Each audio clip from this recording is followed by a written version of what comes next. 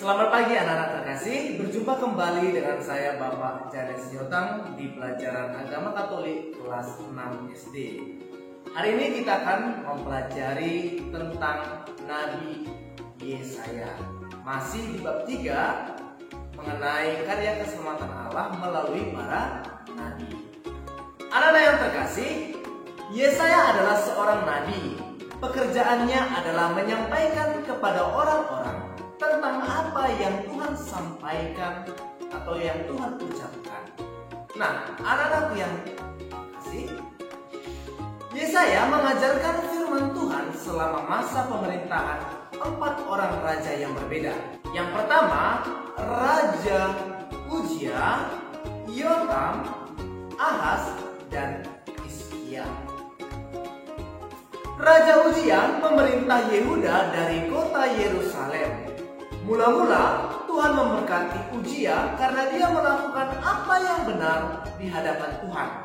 Tetapi kemudian Uzia menjadi sombong dan berhenti menaati Tuhan.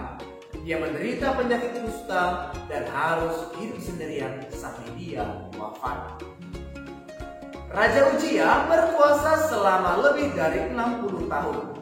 Ketika dia wafat, Yotam anaknya menggantikannya sebagai raja dan memerintah selama 17 tahun. Tuhan memberkati Yotam sebab dia mendengarkan apa yang Tuhan katakan lewat Yesaya dan nabi-nabi yang lain. Anak laki-laki Raja Yotam adalah Ahaz. Ahaz berusia 20 tahun ketika dia mulai menjadi raja. Dan dia memerintah selama 16 tahun di Yerusalem.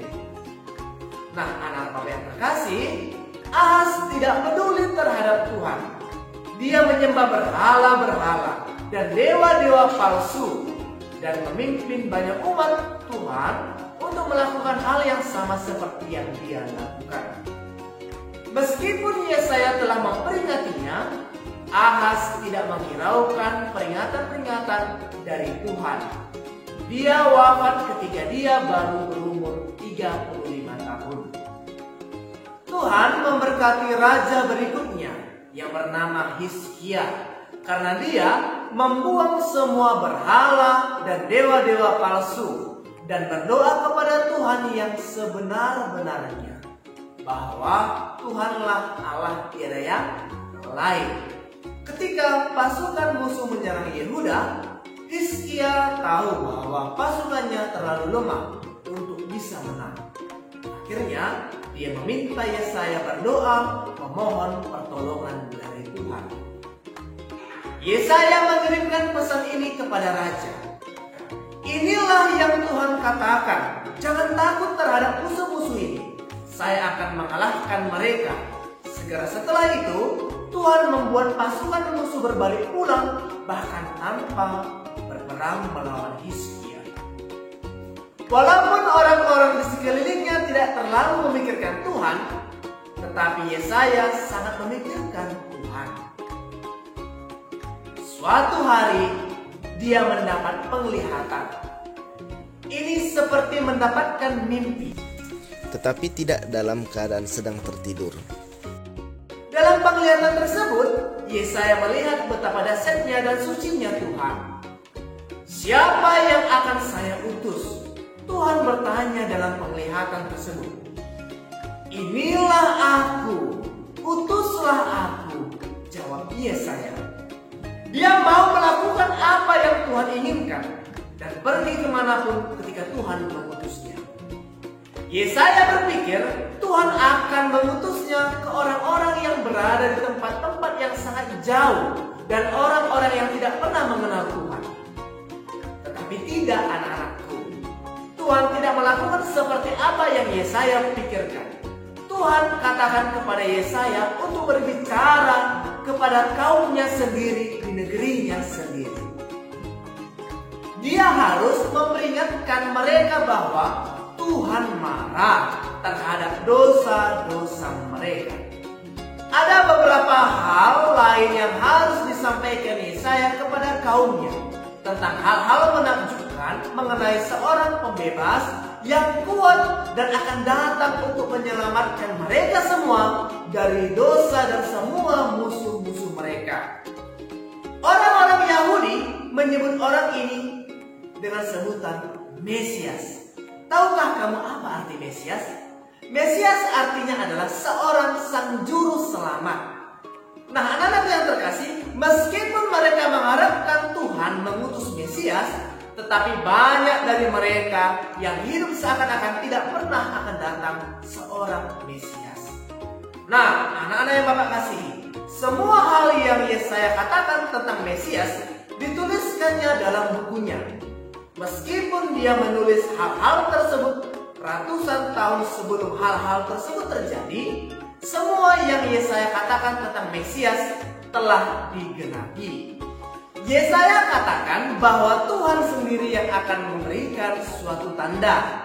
Dia katakan, lihatlah seorang anak darah akan melahirkan anak laki-laki dan menamakan dia Immanuel. Orang-orang tahu bahwa Yesaya berbicara mengenai Mesias dari Tuhan. Karena seorang wanita tidak dapat menjadi seorang anak darah yang memiliki anak. Juga nama Immanuel berarti Tuhan berarti beserta kita. Sebab untuk kita seorang anak dilahirkan. Untuk kita seorang anak diberikan dan pemerintahan akan berada di pundaknya. Dan namanya akan disebut Penasihat Ajaib, Tuhan yang perkasa, Bapa yang kekal, Raja Damai. Yesaya begitu yakin bahwa janji-janji Tuhan akan digenapi. Dia berbicara seakan-akan hal-hal tersebut sudah terjadi. Hal seperti inilah disebut sebagai sebuah nubuat. Yesaya mengatakan bahwa Mesias akan menjadi hebat dan melakukan hal-hal yang hebat. Tuhan juga memerintahkan Yesaya untuk menyampaikan kepada orang-orang bahwa Mesias akan menderita dan akan menghadapi maut. Yesaya mungkin merasa heran bagaimana Mesias bisa menjadi sangat hebat dan kuat dan juga lemah dan terluka. Tetapi Yesaya tidak memperdebatkan hal itu dengan Tuhan. Dia hanya mengulang apa yang Tuhan perintahkan untuk disampaikan. Tuhan yang akan memastikan nubuatnya digenapi. Anak-anak Bapak yang terkasih, Mesias datang bukan hanya untuk orang Yahudi.